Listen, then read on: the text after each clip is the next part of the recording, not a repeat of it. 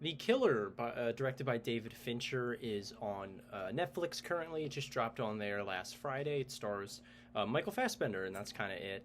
Um, this is a movie that I was really, really anticipating. I like David Fincher. He's not like my favorite director of all time. He's definitely had some misfires, but I mean, come on. He made The Social Network. He made Zodiac. He made Seven. He's made some really quality stuff, and especially within the crime thriller genre. So seeing him kind of return to that, and a lot of the buzz around this movie heading into it was that this was going to be like a return to what makes David Fincher great. I don't know. I heard that sentence. I feel like a lot. Um, and like we heard news about this late last year, maybe even earlier than that. And then we got like the poster. Then we got the that it was going to drop on Netflix. Then we got the real poster, and Michael Fassbender was involved in the trailer and all this stuff. And it's just been this huge hype train to watch this movie. Plus, I didn't get to watch this until Saturday, like probably even like midnight in the morning on Sunday, because there's just like with different stuff going on. So the anticipation for this movie was higher than usual, and I have to say The Killer absolutely knocked it out of the park for me. I'm seeing some people not overly love this movie. Some people, we'll get into that, but The Killer for me is everything I want from a David Fincher film. And even more. Never before has he been this self-aware as a director. He's never been this conscientious. He's never had this much social commentary about the film world in his movies, and stories in general, and the crime thriller genre. And these characters that we idolize that are really sociopathic and terrible. So much of that commentary can be felt throughout this screenplay, and it's very dense, and it's very there's a lot going on, and I could see where that is annoying people. Like that's the thing, is that like I love this movie, and I'm not ever gonna say like, oh, you just don't understand it, but I see where some people are coming from with they don't want that much commentary. Like they don't buy into it. They think it's a little overindulgent, which again I totally understand. But for me personally, this felt so honest from Fincher, and it was just the most self-aware I have ever seen him as a writer.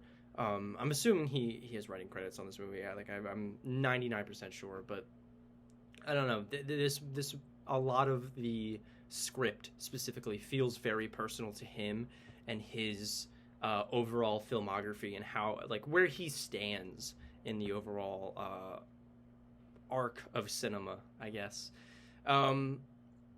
What Michael Fassbender's performance, I think, should easily win an Oscar. The screenplay, I also think, should win Best Screenplay, because I mean the dialogue was razor sharp. The story beats they fit well together, and the movie has a really nice ebb and flow to it. It's very precise. It's very on schedule, like per usual with David Fincher.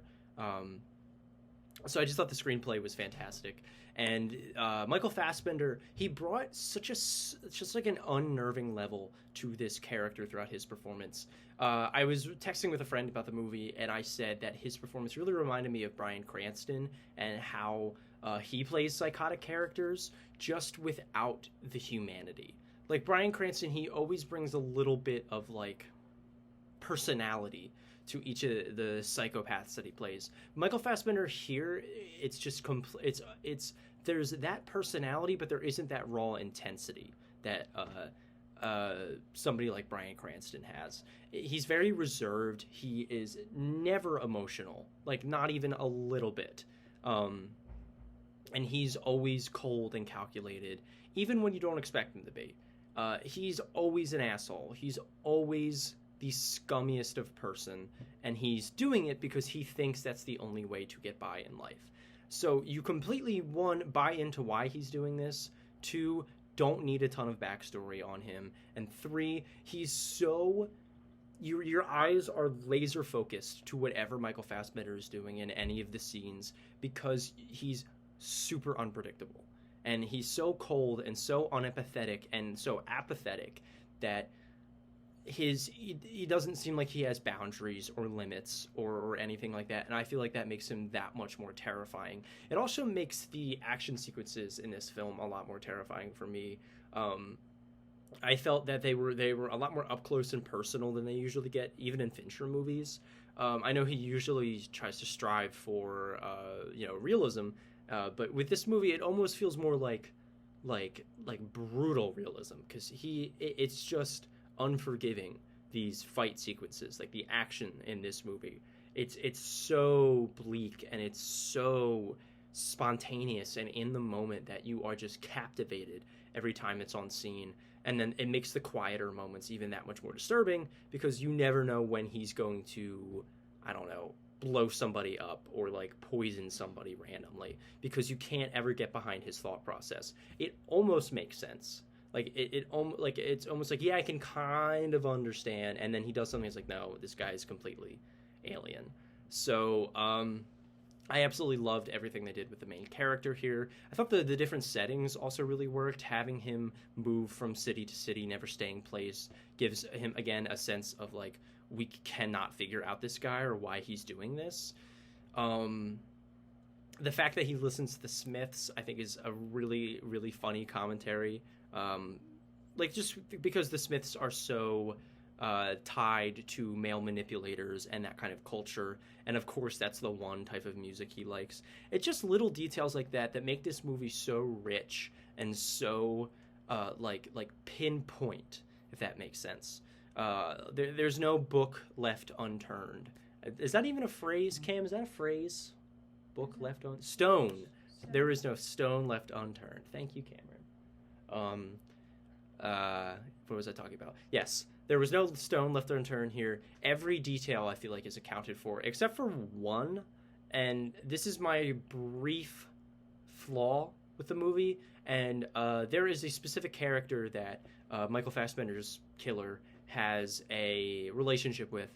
I'm not going to spoil it because it's not. My rule usually is, if it's in the trailer or if it happens within the first 10 minutes of the movie, it's not a spoiler. So this one, I kind of, anyway, this character pops up like 2 or 3 times throughout the rest of the movie. And whenever they're in a scene, they don't make any sense. They kind of are just there to add an extra layer and kind of nothing else.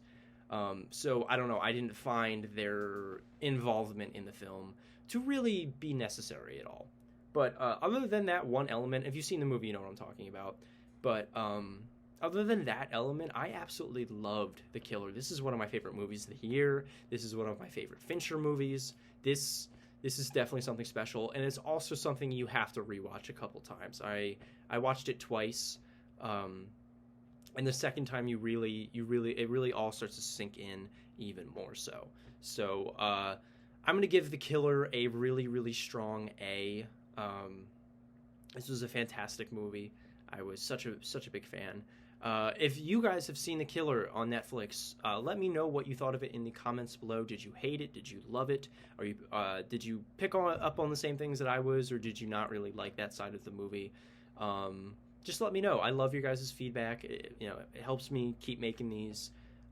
If you're liking them, share them to your friends, subscribe, all of that good stuff, and I will see you in the next review.